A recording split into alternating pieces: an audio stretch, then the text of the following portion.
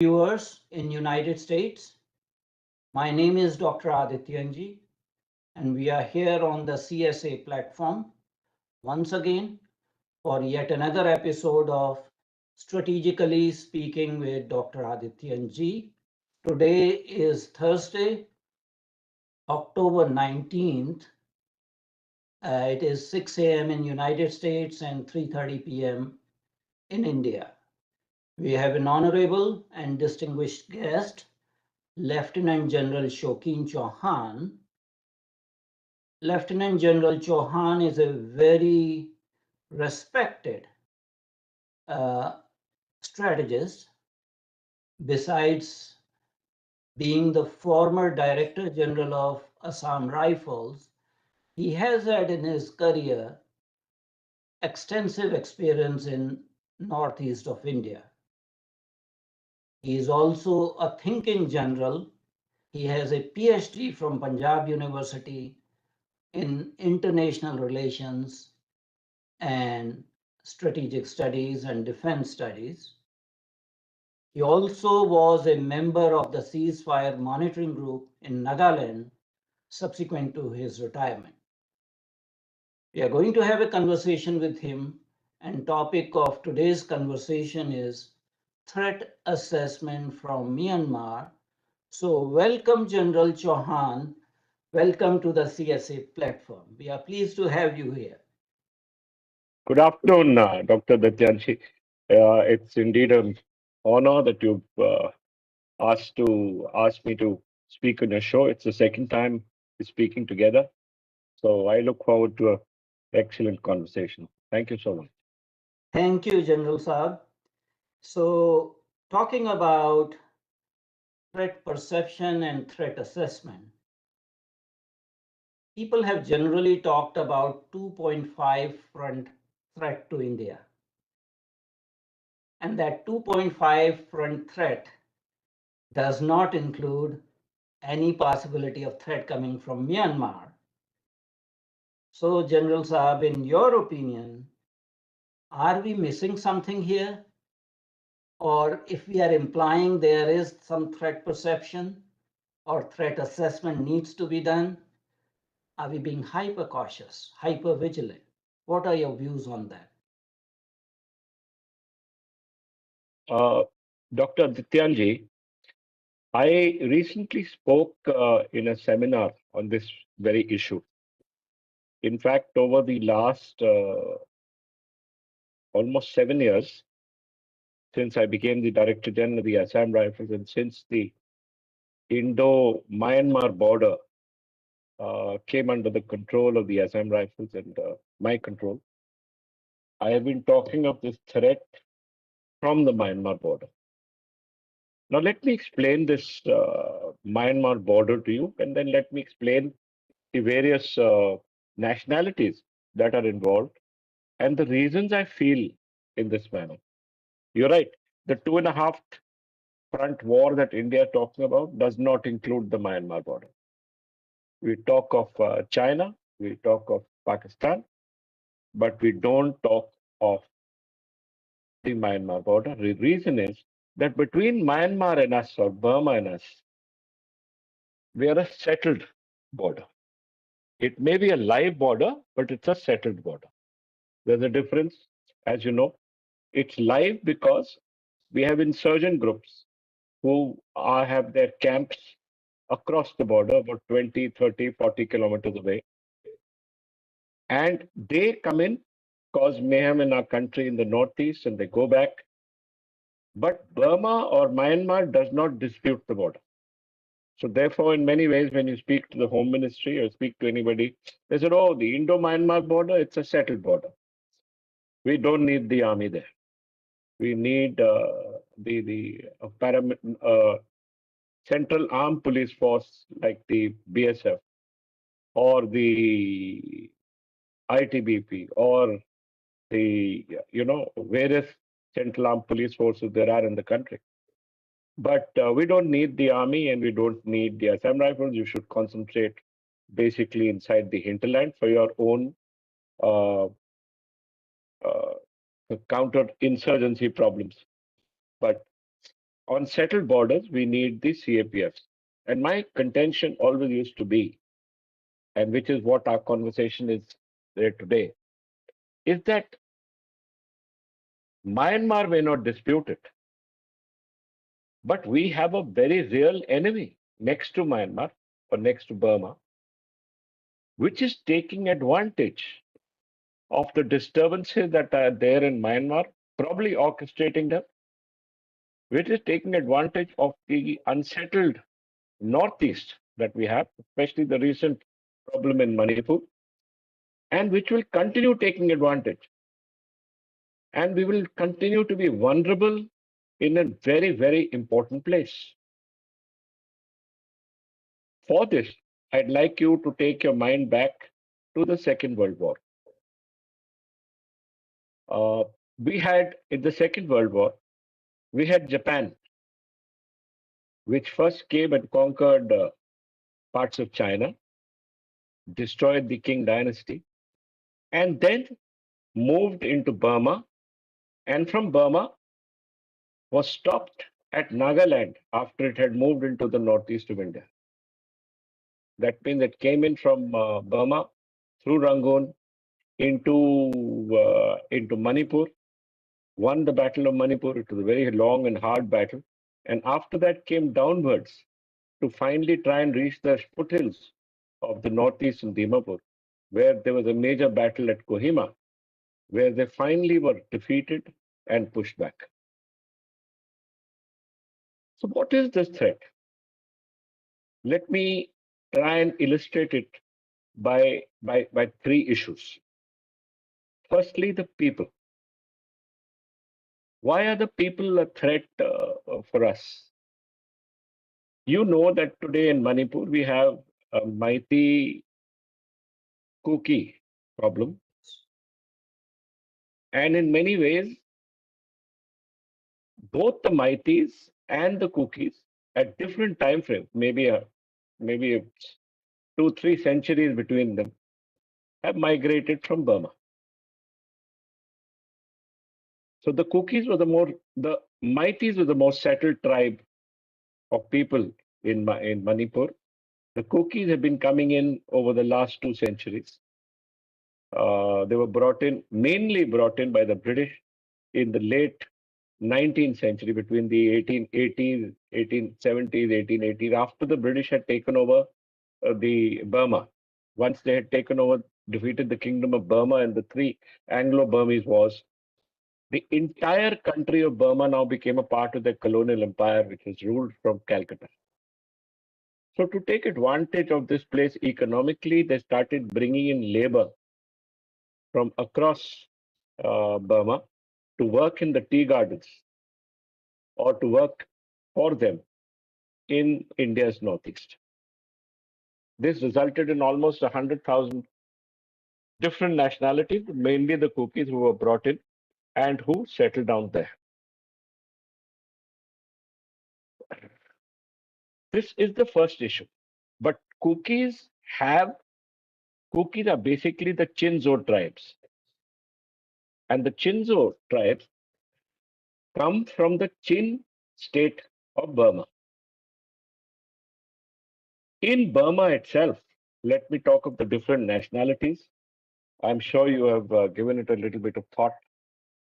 But There are in Burma 154 itself, recognized yeah, nationalities in Burma. yes, in Burma itself, you have a larger nationality like the Tibetan Burman nationalities. You have the Chins, you have the Burmans, you have the Karen, you have the Kachin, the Lisu. Who are the Chins? They're the Kukis. So what you have to keep in mind is I must take this conversation back to when I was the Director General. And I was discussing this issue with the Chief Minister of Mizoram at that time, Mr. Lalthan Hawla. And he said, General Chauhan, the Chins are my brothers. We are all Chins. And all our sacred symbols are in the Chin state. Our sacred forests, our sacred rocks, everything comes from the Chin state. I cannot stop them from entering the country. So today, in the Myanmar internal battle between the Myanmar military government and the various insurgent groups in Myanmar, the Chins are a major group that is fighting the Myanmar army there. And the Chins dominate the state of Mizoram. And the Kukis are also Chins. So that's the first issue. Northward of the state of Chin, you have the Kachins. And from north of Kachins, you have the Yunnan province of China. There is a road that we have created, that was created in the Second World War, known as the Stilwell Road. It's called Stilwell because it was the brainchild of General Joseph Stilwell, an American general, who created this road through which our supplies could go through to help the Allied forces fighting in Myanmar, fighting in both Myanmar as well as China. What happens at Yunnan? The Yunnan province, which is the westernmost province of China, borders Burma. And I'll say Burma because Burma was named after the Burman people. And the Burman people are the largest tribe in Burma. 68%. Yes. So there's a little town called Ruli. That little town called Ruli is the center of the grey market for all weapons in the southeast of Asia. And it is PLA sponsored. It is absolutely PLA sponsored. All our insurgent groups, after they take money from here, after that illegal taxation and illegal extortion, go there to buy weapons. All of them are doing that. Also, it's interesting to know that China decides which insurgent group it wants to help. So if it decides to give help to an insurgent group fighting inside India, then that group has almost unlimited supply of weapons, unlimited supply of ammunition, unlimited supply of the latest equipment, and therefore they become a threat.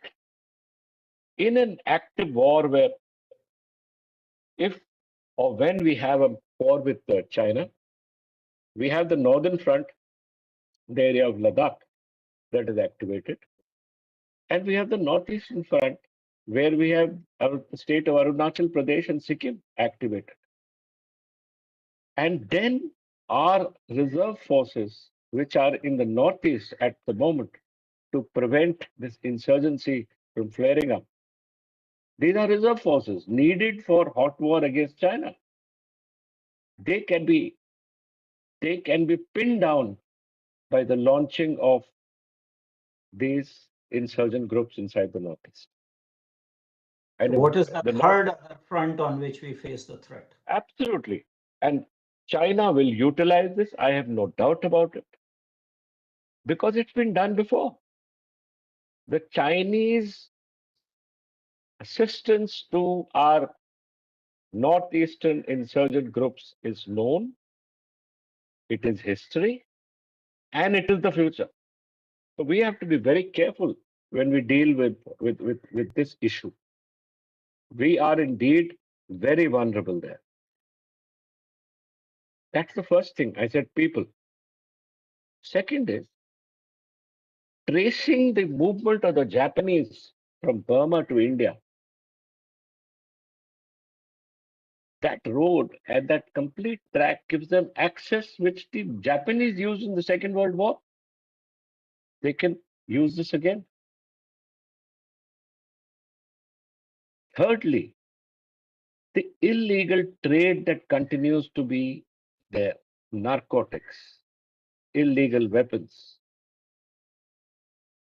illegal wildlife, illegal trade for everything.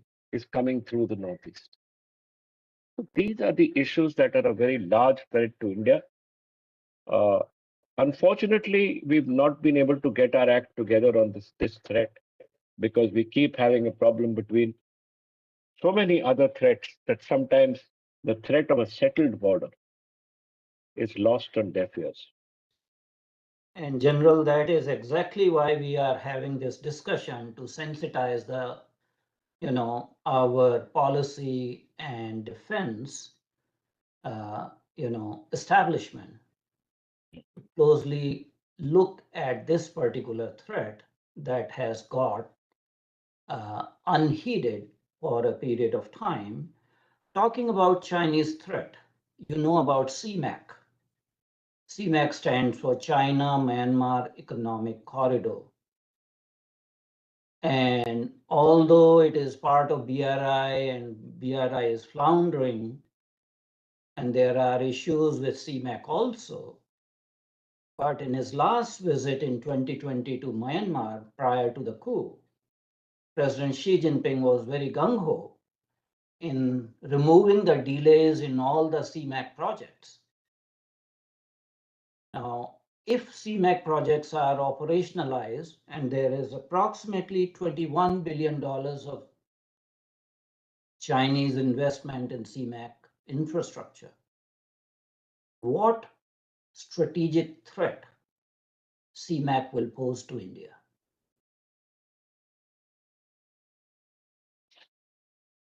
Dr. Adityanjee, the CMAC is just one issue of a larger issue here. When I was in Burma, I'd gone for the national level meeting there with the Burmese leadership. I was in Napido, and I remember the Burmese, very senior Burmese army officer who was in their political government, who called me aside and he said, because I was the only one in uniform, says, General, we have a common enemy.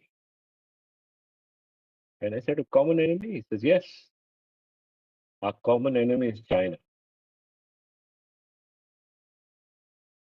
We understand India's threat. We also understand that this common enemy can create a larger threat for you through us. So Burma itself, when you look at the background of Burma, is made of a large number of different nationalities. And since the days of Niven, since their independence, and these different nationalities have been at war. They were at war with Niven, they were at war with the military governments, they were at war when Aung San Suu Kyi was there, and they're at war now with the Burmese army, or the Napido, as it, not Napido, Atmado as that is called. Tatmadaw. No matter what happens, this war between different nationalities is not going to change. And they will always need weapon systems. So when you look at the map and the states that border India, these are restive states, Dr. Adityanjee. These are states that desperately need more weapons to continue fighting. Who is going to provide them these weapons? China. China will buy their loyalty to create mayhem inside India. And there's very little we'll be able to do because no matter what happens in a hot war situation, our reserves will be needed to counter the Chinese in Arunachal Pradesh and Ladakh. So China always plays the double game, and rightly the Tatmadaw and Sitat people establishment is very wary of China because on one hand they profess to support Tatmadaw and provide them with arms and ammunitions, but also they are providing arms to the domestic rebel groups like Arakan Army or The Kachin Army, the KLA, yeah, Kachin Independence Army, the Chin National Army. Yeah. The Arakans have 4 or 5 different armies, the ALA, the AIA, all AA.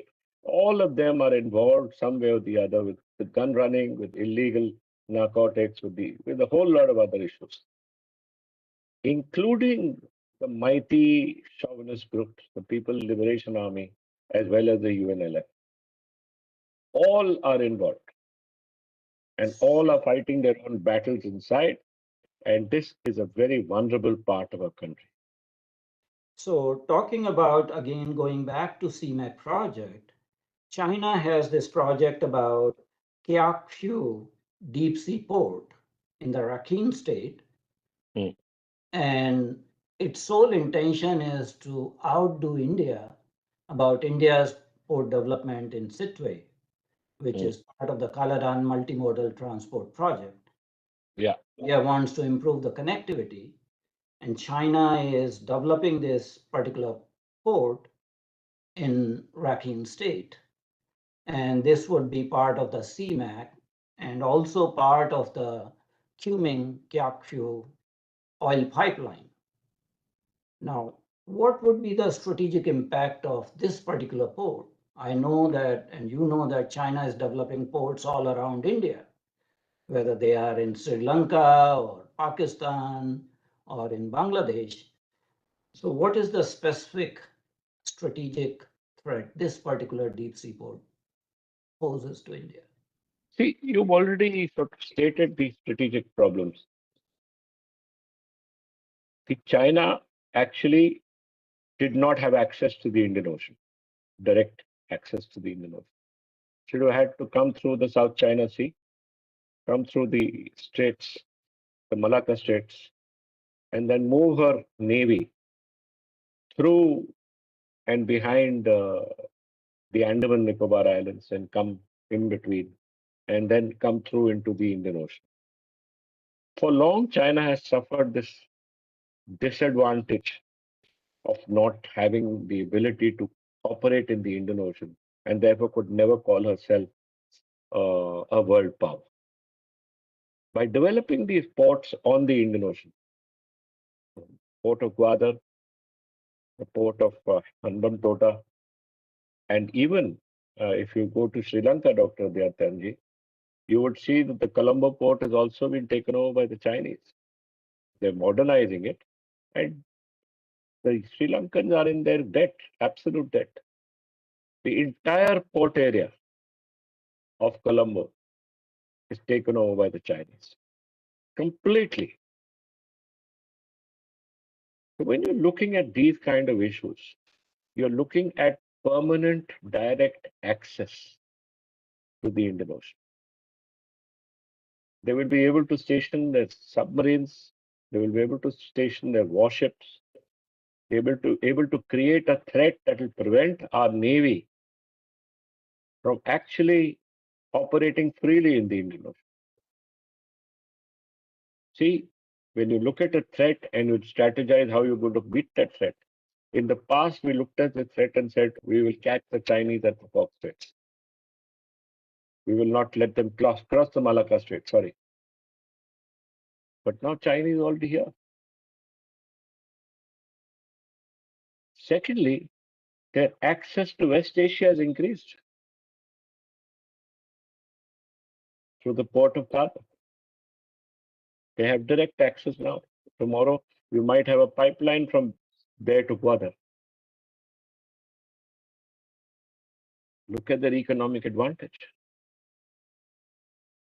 So everywhere where China felt that it was in a strategic disadvantage, she has bought her way through and made sure that that strategic advantage has been turned. How does it affect us? We are in many ways, it's a string of pearls. We are hounded in, we are boxed into the Indian Ocean. We cannot get what we want unhindered access, and we can't be the blue water navy that we want to be. If China decides to box us in, we may not even be able to hit Karachi like the last time we hit Karachi. So these are major disadvantages. You would, we were not facing the Chinese Navy the last time we fought Pakistan. Now, you might just find the Chinese Navy stopping the movement of the Indian Navy as it moves towards Karachi or towards the area that side to bottle in the Pakistan Navy. So, by pre-positioning her warships, she will be able to take huge advantage of India's presence in the Indian Ocean and be able to bottle us up within the Indian Ocean. So, talking about the naval threats posed by China through Myanmar, the next issue comes the Coco Island military, actually naval base. George Fernandez was the first one who tried to highlight that in late 90s and early 2000s uh, when he referred to this issue, and he was quite, uh, sort of verbally assaulted for making that open issue. But since 2011, there are satellite photos that are available that China is investing very heavily. It is no longer just a listening post doing signal intelligence. It is becoming a full-blown naval base. Would you like to elaborate on Yes, it's that? exactly what you said. Uh, Coco Island was an unoccupied island, and we then realized about 10 years ago that it was becoming activated. And the first time we realized that, Coco Islands had, when we sent down strategic assets to check up on Coco Island, we realized that Myanmar had set up a listening post, surveillance post. And Myanmar denied that it had given Chinese any access. But in reality, that listening post was Chinese. So if you have prior intelligence, and it is such a strategic point because our Andaman Nicobar fleet is actually stationed there. So without needing any strategic air assets to be moving over the Andaman Nicobar Islands, if China can get to know our early movements and us, and that gives us her great strategic advantage. Similarly, you look at the port of Rangoon, you look at the domination of the port of Rangoon. If China occupies that, she has the entire area with her. So you have Rangoon, you have all the ports in Myanmar, you have Gwadar, you have Sri Lanka, Hambantota. The complete area is under your control, and these are neighboring countries who are beholden to her. And you know how hard a bargain China puts in. And no matter what they might say, in the end point is that they all beholden to China. They owe them a lot of money. And China can just do what she wants in this part of the country. And what happens is that each one of these countries also get a vote in various fora, South Asian fora. So China de facto is also a member of any South Asian group that we might think of, because all these countries, Sri Lanka, Myanmar, Maldives now, are all also beholden to China. So they will tell China everything that happens. So tomorrow, when India is trying to find an alliance to look for in case of a problem with China, I'm afraid there is no alliance with us. So that's something we need to keep in mind, Dr. Adityanjee, before we start looking anywhere else, that our neighborhood itself is a much more dangerous place than anywhere else in the world. You can only look outside once you've secured your neighborhood. And your neighborhood is indeed very insecure place. So, as far as the Tatmadaw is concerned, they are very, very scared of creeping Tibetization of Myanmar. They know that they have a threat on their doorstep, not at the doorstep inside their home. The problem comes because of the 2021 coup. Myanmar has been further isolated from the rest of the world, and there is direct pressure on government of India to, you know, not have the relationship India wants to have with Myanmar or government that is controlling the country. And that actually adversely affects our strategic interests. So this 2021 coup has created a situation for India internationally that being a democratic country, you are supposed to be supporting the democratic elements in that country. But you know that you cannot stop engaging with the Tatmadaw. How to resolve this dilemma? What would be your advice to the policy Dr. planners? Dr. Adityanjee, I have spoken at the highest level on this, at the highest level in the country. I am of the opinion that Myanmar is a neighbor, a strategic neighbor, and regardless of the kind of government that Myanmar chooses, we need to continue engaging it. I have personal experience in talking to them. I have gone there. I've spoken to the highest leadership. And I'm absolutely clear that they want friendship with India. Their army has been in control of Myanmar for almost 70% of the time since independence. It's not our job to judge, Dr. Aditya. It's our job to look at our national interests, and our national interest is paramount here, which says that Myanmar or Burma is an important neighbor. You have to have positive relationship with them. You cannot afford to put one more or two more or four more army divisions there to protect your border. You have to make them an ally, at least on your border. You may not agree with them.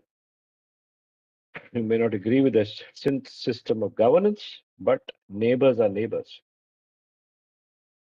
And regardless, you cannot ignore them or ignore the threat that they pose for you. So I have advised at, at everybody's level that please keep our engagement with Burma continuous. Do not change just because it is a change in government. Even when Aung San Suu Kyi came as the prime minister or as the head of the government State Councillor. state councillor, she did not change and did not become more friendly with India as a state policy. So for India, whether Aung San Suu Kyi is there or whether the military government is there, we have to keep our relationship at even keel.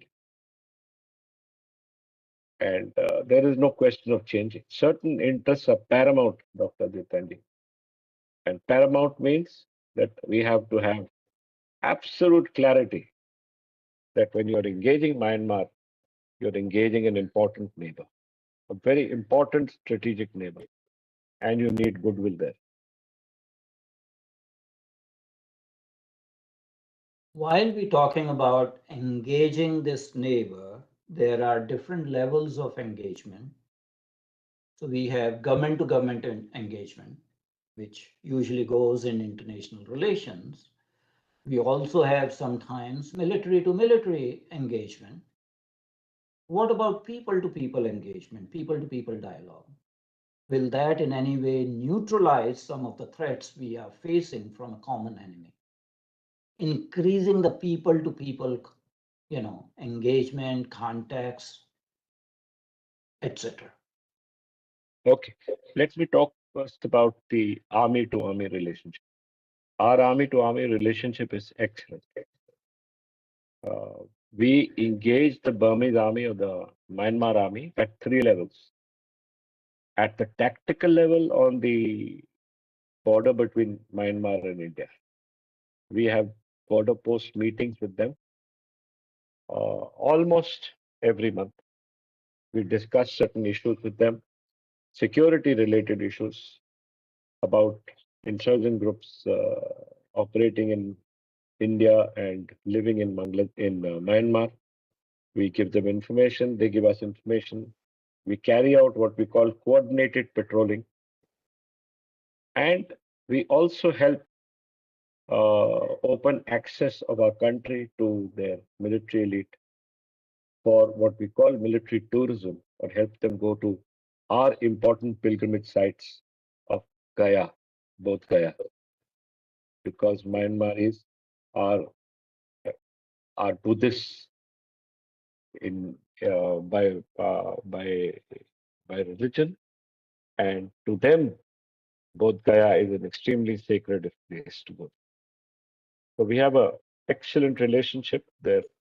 We exchange visits, we talk to them at the next level, the higher level, at the corps commander level. We meet almost two to three times a year. We host them, or we are hosted by them, probably uh, in Dimapur or Imphal, and we talk to them at various levels. And our idea is, and at the senior most level, our chief goes visits Myanmar as their chief also comes to visit us. And we've also had Myanmari students who attend our National Defense College course. Their only problem is that they're being unable to uh, interact with us because they do not speak English, and that is a major setback for them. So the army to army relationship is excellent. Now, what are the dynamics of the ground between India and Myanmar on the ground? It's a very unique dynamic, Dr. Adityanjee. This uniqueness comes in the fact that we share a border with them. That border is open. There is what you call a 16-kilometer free move regime on either side. That means people living on either side of the Myanmar India border can come in to trade or meet people carrying headloads. Each one of them are 16 should be less than 16 kilometers away from each other.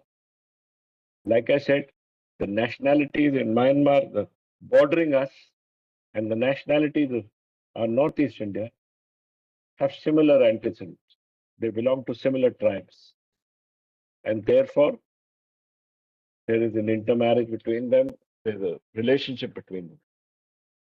Today, when the army cracked down on the Chin Liberation Army, or the National Liberation Army, the Chin National Army, the CNA, various different groups, the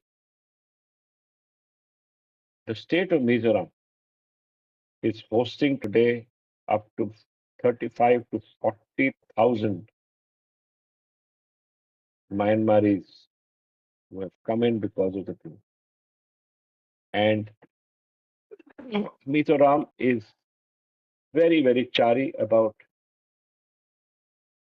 not pushing them back because, as I related this to you, the chief minister related to me that they were his brothers, and he could not turn back his brothers in their hour of need.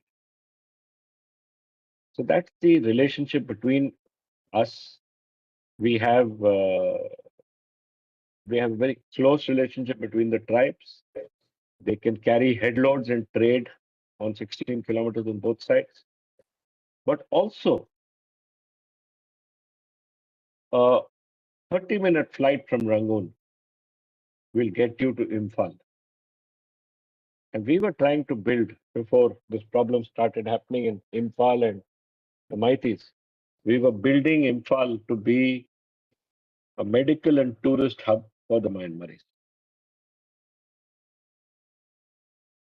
We were planning to have excellent hospitals in Imphal. We were planning to bring in Myanmaris, people coming for medical treatment. whether they come in by road or whether they come in by air. We were planning to use the road going through Imphal to More and from there onwards to Burma and from there on to Thailand, Indonesia, Laos, all these places. And our idea was about 3 years ago that we would be able to make this part of India a trade hub. So there's a personal relationship which is very close between the tribes. There is a trade relationship. There is a relationship based on need that you come in, utilize our best hospitals, utilize our best doctors. It is much cheaper than for you to go anywhere else in the world. You have the best of medical treatment here in India, and everything would have been available to them. So you're absolutely right. The government to government relationship is good. The army to army relationship is good. The people to people relationship is good. In the The same only dimension, if you're only talking, problem here is that a large number of insurgent groups are fighting both the Indian army and the Myanmar army. For example, let me give you an idea. The PLA or the UNLF, which is a Mighty-based group, is assisting the Myanmar army in their fight against the Chin National Army. The reason? The Chins are actually cookies. The Chins or tribe are actually cookies. So there is this mix of issues between them, which it goes beyond the national borders. So therefore, we have to be very careful about this. But we have a close relationship with them, and that relationship can never go, Dr. Adityanjee. No matter what anyone says, you can never take it away. And the locals living on the border in India will oppose the building of any fence. And you'll have to police the entire fence because they'll break the fence. I think one of the ways to tackle the security threats in the special situation the nation of Myanmar is, Mhm, essentially it's a multi-ethnic failed state. And having a multi-ethnic failed state mhm. next door as a neighbor is not in the long-term interest of India. So we have to make all out efforts, confidence building measures. You talked about government to government, military to military, people to people. What about the private sector, business to business relationships? If you were I the can, advisor of, yes. let's say, FICCI or other chamber of commerce, what would be your advice about investments into So Myanmar on a I, I, private ex- yes. basis? I explained this to you. Medical, trade, passing of trade, movement of goods is so much cheaper. And all this was being developed using Imphal as the hub, if this problem had not happened. So we have had meetings. I was a member of the Indian Trade Development Council. We hosted the Myanmar uh, Myanmar delegation in Imphal.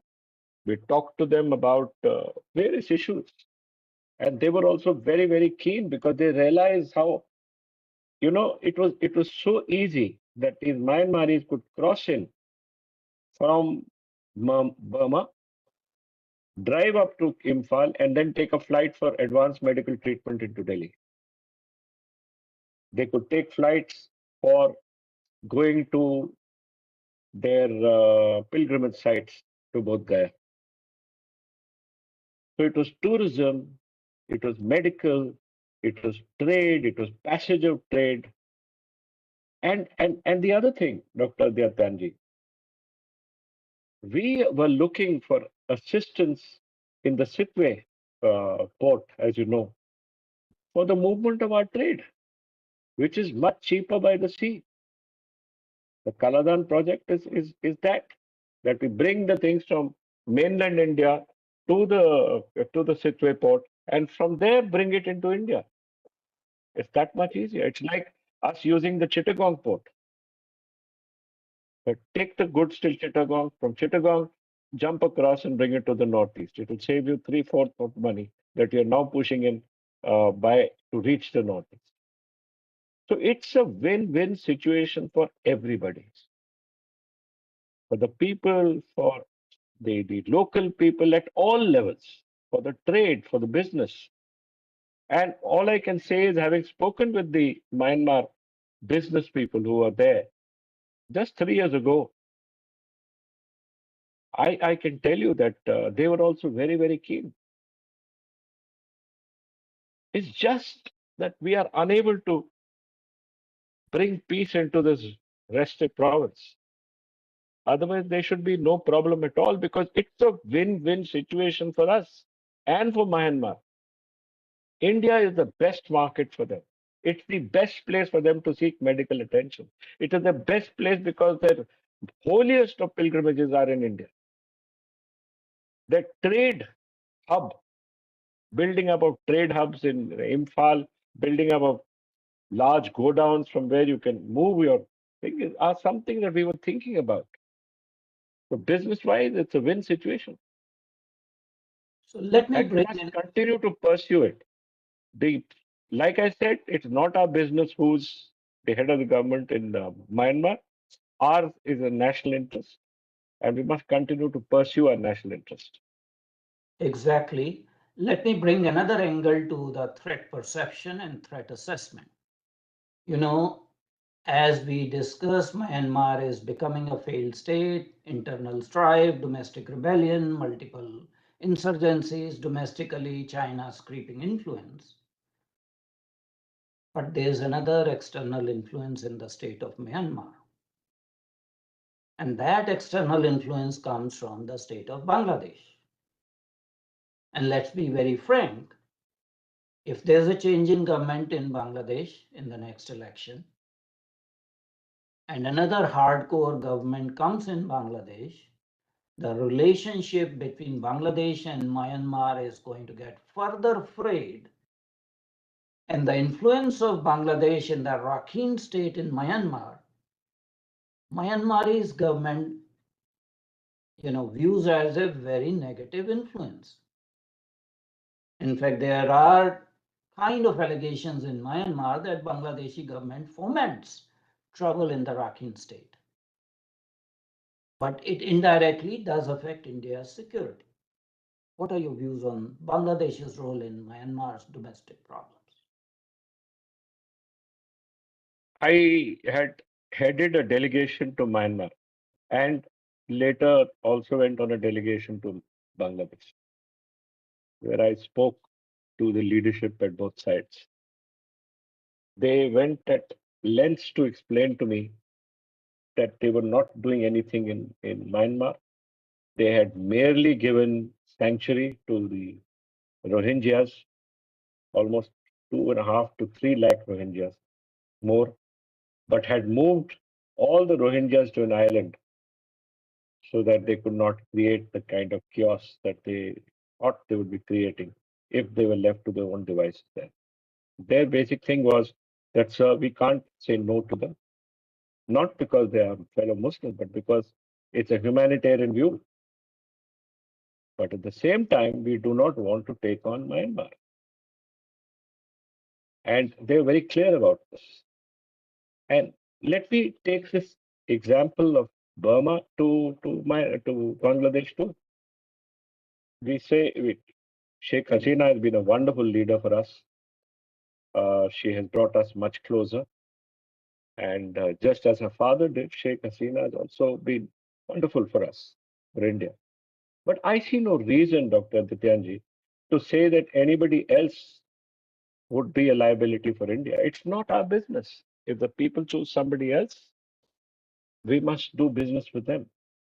Our idea is our national interest, and these are critical countries for national interest. These are critical. We talk of Pakistan, we talk of China, but we forget the criticality of Bangladesh and Myanmar in our lives.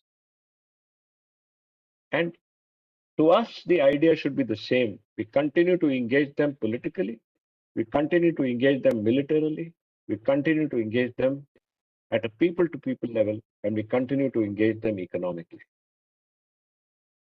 Keeping permanent interests in mind will ensure that our policies don't change and that regardless of what kind of change they want, we will continue to seek peace and engagement on all fronts. We're not a threat to anybody. We don't covet anyone's land, and we should not be judging anybody, regardless of whatever's happening. It's not our business. Our business is to make sure that our country gets the best from all sides and that we remain safe and secure. That is, to my mind, the most important thing in any relationship, Dr. Adityanjee.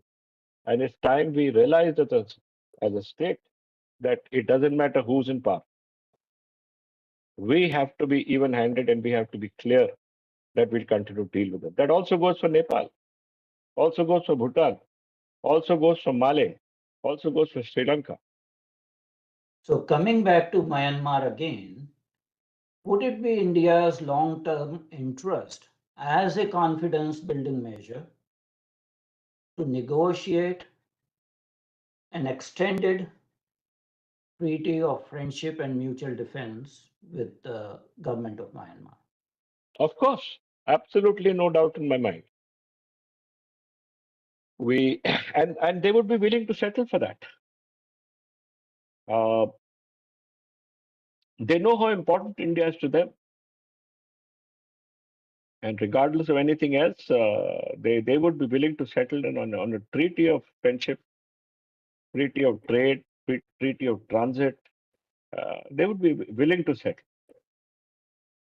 So I think this is a need of the hour for India with all its neighbors. That there should be no change in policy, regardless of the government you have. We need to have peace, tranquility, and trade. We should be very clear on that, Dr. Dityan. There's no doubt in my mind that India is a paramount country in South Asia. There's no doubt in them, in the minds of these countries also. India is this huge looming giant, which is extremely important for them. But we have to make sure that we tell them that we please don't fear us. We come in peace, we want to live in peace, and we want you and us to help each other out. Thank you very much indeed, General Chauhan. It was a pleasure talking to you. Sometimes, in the big picture, we forget to talk about smaller issues, but these small issues can become big issues later on. So, talking about threat perception and threat assessment, we need to keep our eyes and ears open to perceive threats whichever direction they are coming and not just get fixated on one issue or the other. It was absolute pleasure talking to you about, threat perception and threat assessment coming from Myanmar, and especially the third country's influences in that particular country. We hope that you will continue to come on our platform. We thank you very much indeed. Namaskar. Namaskar, Dr. Adityan. Thank you very much. It was my pleasure.